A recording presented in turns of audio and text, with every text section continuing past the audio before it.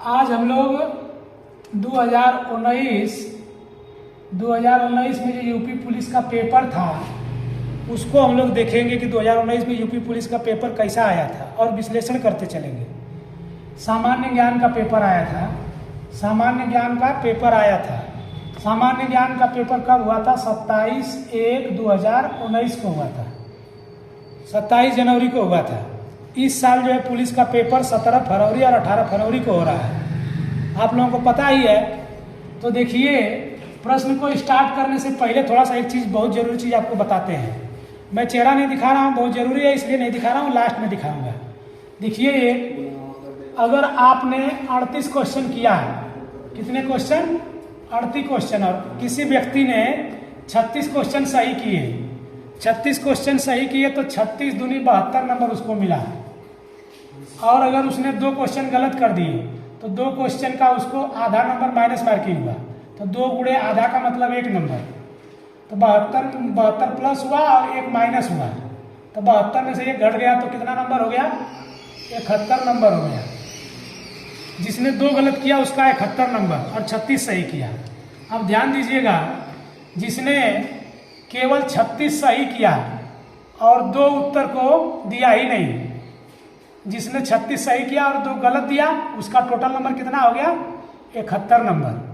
और जिसने 38 क्वेश्चन में से केवल 36 को सही किया और 2 क्वेश्चन को छुआ ही नहीं, 2 क्वेश्चन को छोड़ दिया जो नहीं आता था, तो 36 क्वेश्चन सही किया तो उसका 72 नंबर हो गया।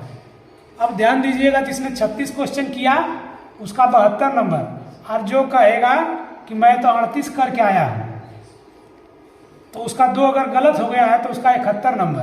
तो जो 38 किया है वो 71 नंबर पाएगा, और जो 36 क्वेश्चन केवल किया है वो 72 नंबर पाएगा। देखिए, ये मैंने एक उदाहरण दिया है। इस उदाहरण से आपको माइनस मार्किंग का नुकसान आप समझ सकते हैं। माइनस मार्किंग में उन लड़कों को फायदा होगा जिन्होंने अपना सामान्य ज्ञान बहुत अच्छी तरह से, सामान्य ज्ञान और रीजनिंग और हिंदी बढ़िया से तैयार किया हुआ है। तो आइए दोस्तों, हम लोग वीडियो को शुरू करते हैं। पहला क्वेश्चन है, देखिए ध्यान से।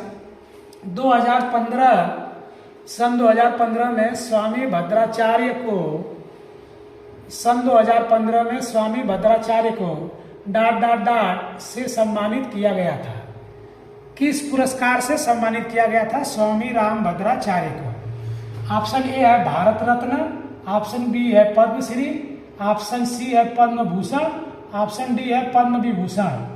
इससे आपको क्या हिंट मिलता है दोस्तों? इससे हिंट मिलता है कि जितने भी पुरस्कार दिए गए हैं उसको आपको पढ़ना चाहिए, क्योंकि किसी पुरस्कार में से एक क्वेश्चन आपका लगभग 90% 95% इंपॉर्टेंट है, आएगा ही। तो जिन्होंने पढ़ा होगा उत्तर दिया होगा, जिन्होंने नहीं पढ़ा होगा उनका क्या हुआ होगा? अब देखिए, जिन्होंने पढ़ा होगा सही उत्तर दिया होगा पहले क्वेश्चन का, उनको 2 नंबर मिला होगा, समझ रहे हैं? और जिन्होंने नहीं पढ़ा होगा उसका उत्तर अगर गलत हो गया होगा तो उसको माइनस आधा नंबर मिला होगा। अब समझिएगा, 2 नंबर जो है सही किया वो आगे गया और जो गलत किया वो आधा नंबर पीछे गया। मतलब 2.5 नंबर का अंतर हो गया एक गलत देने से। 2.5 नंबर का अंतर हो गया तो समझिए कम से कम 2.5 लाख लड़के जो है कि पीछे चले जाएंगे। जो एक तो गलत करेगा 2.5 लाख रैंक पीछे चला जाएगा। ये भी हो सकता है कि इस बार जो है कि लगभग 50 लाख लड़के पेपर दे रहे हैं, तो 2.5 दूनी 5 लाख लड़के भी पीछे हो सकते हैं। तो सही देने और गलत देने में क्या अंतर है? इसीलिए दोस्तों मैं आपको समझाना चाहता हूँ कि क्वेश्चन को आप सही जिसको आता है उसको करें, और अगर नहीं किए हो तो 1-2 दिन का समय है, पूरा जो है कि जीके और रीजनिंग और हिंदी पूरा खंगाल डालिए और मैथ के सूत्रों को याद कर डालिए पूरा बढ़िया से। चलिए आगे बढ़ते हैं, ज़्यादा कुछ लेट नहीं करेंगे। इसके बाद है नेक्स्ट क्वेश्चन। इसका सही उत्तर है पद्म विभूषण। मैंने जो है कि पद्म विभूषण का एक ट्रिक बनाया हुआ है। बाजू श्रीमती श्रीदेवी, बाजू एस.एम. श्रीमती श्रीदेवी मुलायम सिंह यादव के साथ जिसको मिला है पद्म विभूषण, उसको मैंने बनाया हुआ है। आप लोग मेरे चैनल को सब्सक्राइब कर लीजिए, उस पर जा करके देख लीजिएगा, मैंने यूपी पुलिस के लिए जो बनाया है उसको जाकर देख लीजिएगा, ट्रिक बनाया है, और नहीं तो पढ़ लीजिएगा। इसके बाद नेक्स्ट क्वेश्चन है, जीएसटी में खाली स्थान में से किस कर राज्य कर को शामिल किया गया है? जीएसटी में से निम्नलिखित में से किस कर यानी राज्य कर को शामिल किया गया है?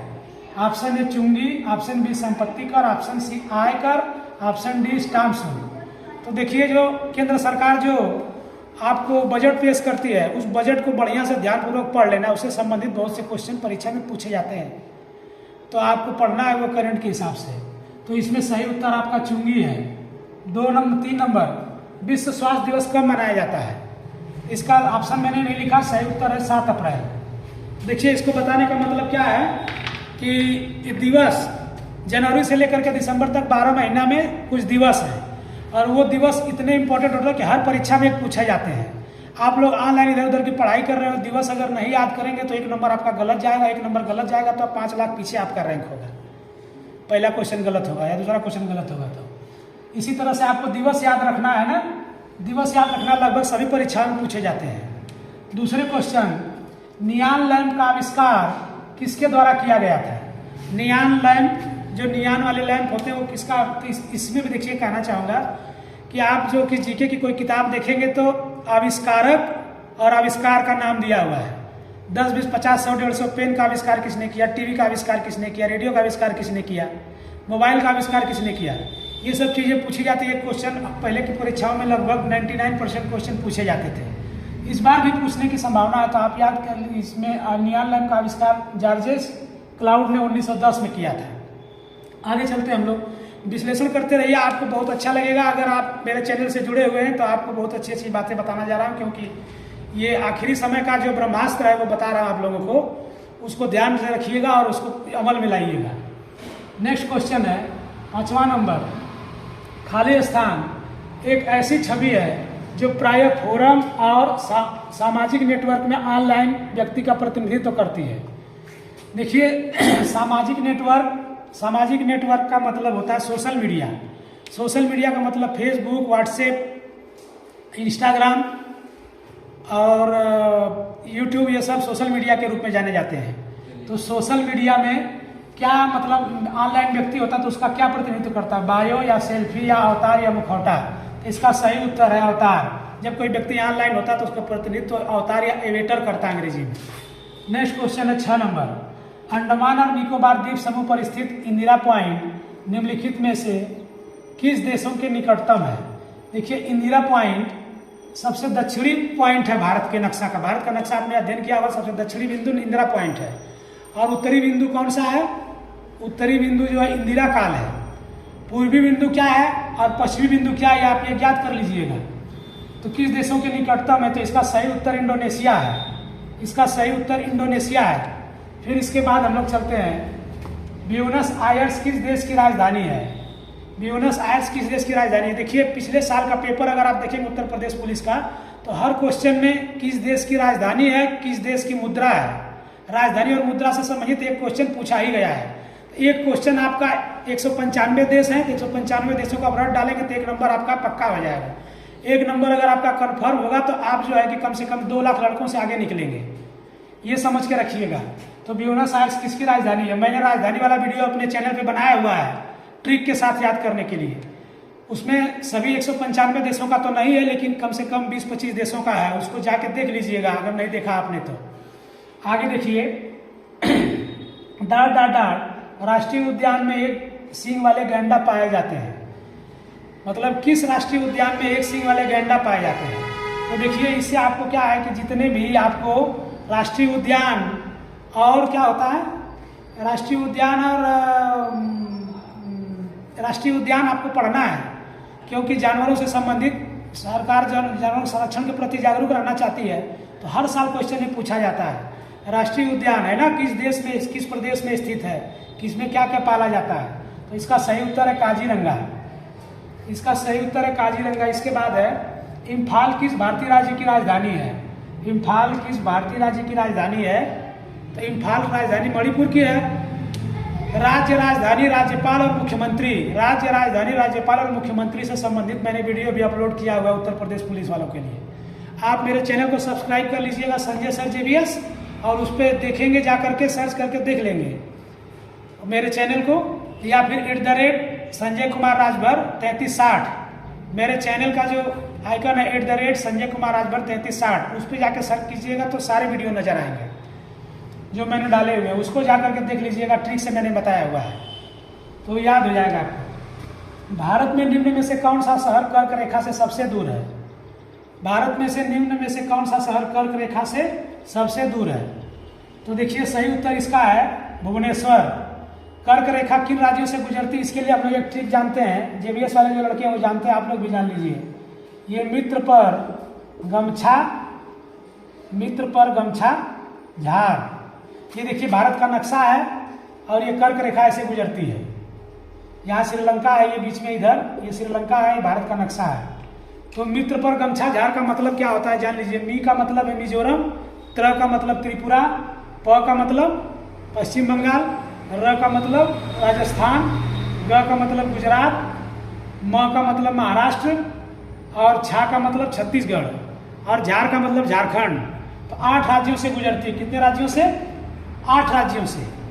तो कर्क रेखा निम्नलिखित 8 राज्यों से गुजरती है। ये याद कर लेना आपको ट्रिक है। अब उसके आधार पर देखेंगे भुवनेश्वर जो है कि बहुत दूर है तो भुवनेश्वर सही उत्तर है। ट्रिक याद रहेगा तो उत्तर आप ढूंढ सकते हैं। अब आगे देखिए हार्निवल महोत्सव निम्न में से किस राज्य में मनाया जाता है?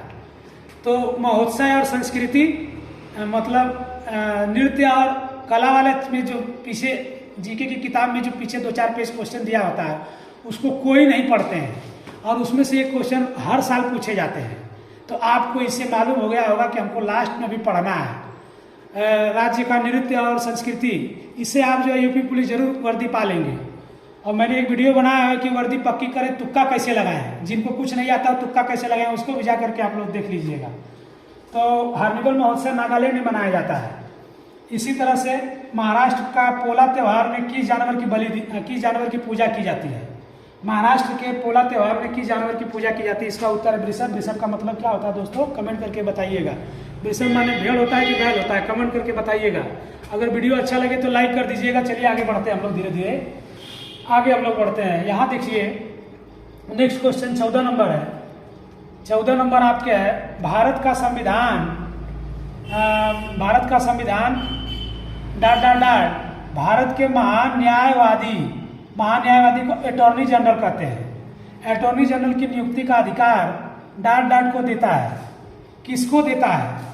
महान न्यायवादी की नियुक्ति का अधिकार किसको देता है भारत का संविधान? तो इसका सही उत्तर क्या है? राष्ट्रपति। राष्ट्रपति जो है महान न्यायवादी को नियुक्त करता है। राष्ट्रपति ही जो है कि मुख्य न्यायाधीश को भी नियुक्त करता है। ये सब चीज़ें आप जो है कि संविधान पढ़ेंगे तो उसमें आपको मालूम हो जाएगा। यानी भारतीय संविधान की संक्षेप में जानकारियाँ पढ़ लीजिएगा सब। इसके बाद है क्वेश्चन नंबर 15। किनाइस्ट टेक कंपनी सन 1990 के दशक में बासमती चावल के पेटेंट के लिए दावा किया था। बासमती चावल जो भारत का प्रमुख पेटेंट जिस पे हासिल है। अब देखिए दोस्तों क्वेश्चन यहाँ पे मैं समझाना चाहता हूँ कि 1990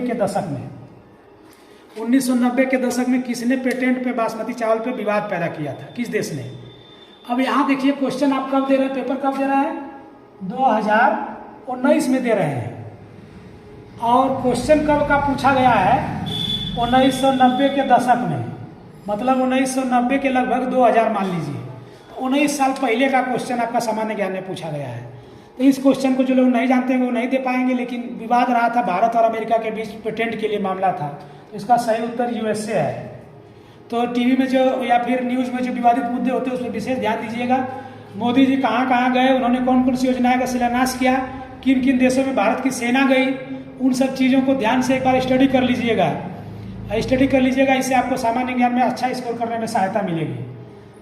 तो इसके बाद है शक्ति की बीमा क्या होती है? शक्ति की बीमा क्या होती है? देखिए शक्ति, अब ऐसा याद करने के लिए आपको कुछ बीमा जो है आपको याद करना पड़ेगा। याद कर लीजिए बल की बीमा क्या होती है? MLT-2। MLT-2 11 की फिजिक्स की किताब में बल की बीमा, कार्य की बीमा, समय की बीमा, द्रव्यमान की बीमा, त्वरण की बीमा सब दिया हुआ है। उसको आप लोग पढ़ डालिएगा। तो बल की बीमा MLT-2 होती है, इसको याद कर लीजिएगा। अब शक्ति की बीमा, शक्ति का सूत्र होता है, शक्ति की परिभाषा होती है, किसी कर्ता के कार्य करने की दर को शक्ति कहते हैं, यानी कार्य बटे दर यानी कार्य बटे समय। तो कार्य की बीमा होती है ML2T-2, इसको याद कर लीजिएगा कार्य की बीमा। और समय की बीमा क्या होती है? T होती है। तो यहाँ T की घात 1 है, नीचे से ऊपर जाएगा -1 हो जाएगा, -2 और -1 -3 हो जाएगा। तो शक्ति की बीमा हो गई ML2T-3। अब एक आखिरी जो है कि आपको सबसे इम्पोर्टेंट चीज़ें मान लीजिए कि सामान्य ज्ञान में टोटल 38 प्रश्न होते हैं और किसी लड़के ने या किसी लड़की ने 30 क्वेश्चन सही किए और 8 क्वेश्चन को गलत करके आ गए और उसने घर आकर के क्या कहा कि हम तो कुल क्वेश्चन सही कह दिले हैं, हम 38 लगा के आए हैं। उसको पता तो है नहीं 8 को वो गलत है, सही समझ के मारी होगी, लेकिन 8 गलत है, तो उसका स्कोर कितना होगा? 30 का डबल 60 और 8 का आधा 4, तो 30 में से 4 नंबर मतलब 60 में से 4 नंबर उसके घट जाएंगे, माइनस मार्किंग होगी, तो 56 नंबर मिलेंगे। 56 नंबर उसको मिलेगी 38 क्वेश्चन जो करके आई है उसको। अब समझिए कि कोई और लड़की है, वो जो है कितने क्वेश्चन कर रही है? 38 क्वेश्चन में से केवल 30 कर रही है और 8 उसको आ नहीं रहा है, तो 8 को वो छोड़ दे रही है। 8 चूंकि आ नहीं रहा है, उसका कोई भी ऑप्शन उसको पकड़ में नहीं आ रहा है, तुक्का भी नहीं मारी है। अगर तुक्का उसको मारने का तरीका जानना हो तो मेरे चैनल पे जाके देख ले। तो 30 क्वेश्चन उसने सही किया और 8 क्वेश्चन उसने छोड़ दिया, तो उसका नंबर कितना होगा? 30 दूनी 60 नंबर। ध्यान से समझिएगा दोस्तों, एक ने 38 किया, पाई कितना? 56, और दूसरी लड़की ने केवल 30 किया, पाई कितना? 60। 4 नंबर ज्यादा हो गया। 4 नंबर का मतलब 8 लाख लड़के से आगे निकल गई वो, जो लड़की ये किया, और वो 8 लाख रैंक पीछे चली गई। तो आपको जनरल नॉलेज पे, सामान्य ज्ञान पे और तो और उस पर जो है कि कितना ध्यान देना है, कितना महत्वपूर्ण करना ज्ञान देना है, ये क्वेश्चन मैं आप लोगों को आखिरी बता रहा हूँ। परीक्षाओं का समय बहुत नज़दीक है और मैं इसी के साथ साथ मैं आप लोगों से परिचय देता हूँ अपना। मैं संजय सर आप लोगों को संजय सर JVS चैनल में स्वागत भी करता हूँ, विदाई भी लेता हूँ। और इसी के साथ साथ मैं आप लोगों से आग्रह करता हूँ कि यदि आज का वीडियो आपको बहुत अच्छा लगा हो, अगर आपको कुछ भी नॉलेज प्राप्त हुआ हो, तो आप कृपया करके मेरे चैनल को सब्सक्राइब कर दीजिए। आप सब्सक्राइब कर देंगे तो मैं ऑनलाइन पढ़ा सकता हूँ। तब ऑनलाइन पढ़ाऊंगा तो हम लोग सी-टेट की और यूपी-टेट की कोचिंग भी चलाएंगे। अगर आप लोगों में से कोई सी-टेट और यूपी-टेट की तैयारी करना चाहते हैं तो वो लोग मेरे चैनल को सब्सक्राइब कर लीजिएगा। जल्दी हम लोग शुरुआत करने वाले पुलिस की परीक्षा जैसे खत्म होगी, सी-टेट और यूपी-टेट की कोचिंग हम लोग चलाएंगे। तो आप सभी का धन्यवाद मेरा वीडियो इतना देर देखने के लिए। बातें तो बहुत सी दोस्तों हैं, लेकिन वीडियो लंबा हो जाएगा, परीक्षाओं का समय नज़दीक है। जो बातें मैं समझाना चाहता था वो समझ गए होंगे आप, तो ज़्यादा बताने की ज़रूरत नहीं है। तो समझदार के लिए इशारा काफ़ी होता है, आप लोग समझ गए होंगे। बहुत बहुत धन्यवाद आप लोगों का। फिर से एक बार आप लोग अगर इस चैनल को देखे हों, जुड़े हुए हो, तो इस चैनल को फिर से जाकर देख लीजिएगा और अपने प्रिय दोस्तों में इसे शेयर कर दीजिएगा और देखने के लिए आग्रह कीजिएगा। चलिए दोस्तों, मिलते हैं फिर कल दूसरे वीडियो में। तब तक के लिए धन्यवाद। जय हिंद, जय भारत।